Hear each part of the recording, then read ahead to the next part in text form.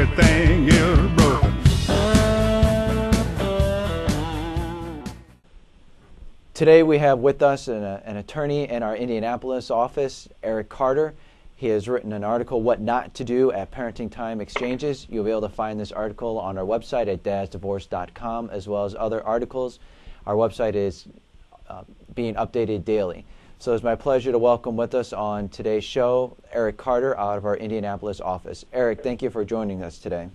Well, thank you, Dan. I really appreciate being here in this opportunity. I know that a lot of dads listen to these broadcasts and go to our website for a lot of advice. I have a lot of clients that come in to me and say they've been looking at the website for a long time before they actually, make the decision or before the divorce actually happens. And so it's good that we can kind of provide this information for them on a regular basis. Absolutely.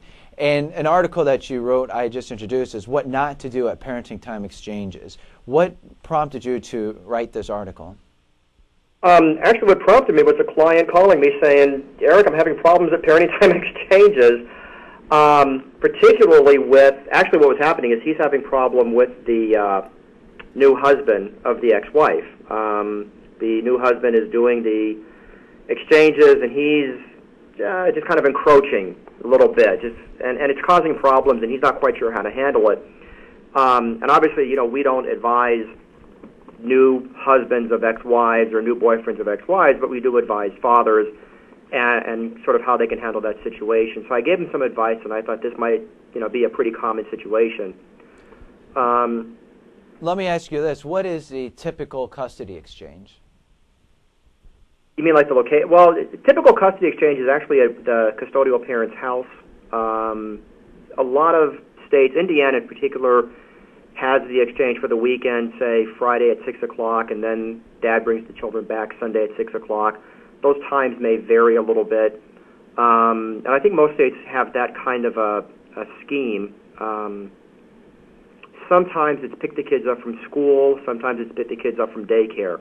But most often it's either pick them up from mom's house or some common meeting point, maybe halfway between. In this case, where the client called me, it's actually the parking lot of a restaurant that's halfway between the homes, to make convenient. But typically it's actually at mom's house. Now, how do you divide up the transportation? In Indiana, it's divided equally. The usual method is father does the driving to begin the parenting time period, and mom does the driving to end the parenting time period. And the idea is that dad's more likely to be on time because he wants all the time with his children, and mom's more likely to be on time because she wants to get them back as quickly as possible. We've had other situations where, mom drives the children to start, and sometimes she's late, and that just shaves off, minutes or half hours off the time, and it becomes inconvenient. There are situations, particularly if the parents live very far away, where the parents will pick a halfway point and then meet there, like in this case, like I said, Friday at 6 o'clock, in the parking lot of a restaurant that's halfway in between, and you just kind of hope that everybody's on time. Right. So let me, based upon your article and what I have reviewed and what's on our website, what would you advise not to do at these exchanges? What I would advise not to do specifically is anything other than get the kids from car A to car B or porch A to porch B.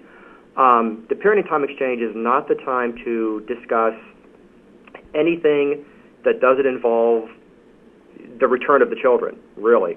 A lot of parents and sometimes step-parents or boyfriends or even girlfriends will decide that, hey, since we're all standing here face-to-face, let's bring up some unrelated issue. The bill that wasn't paid, the child support payment that was late, the most recent pleading in court, why did you do that?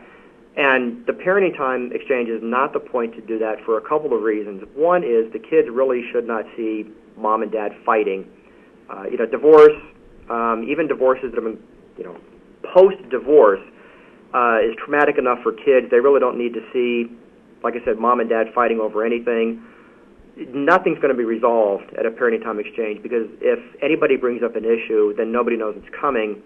Everyone gets defensive, and like I said, nothing's resolved, and then both parents kind of are in a bad mood for the weekend, and this is what the kids see.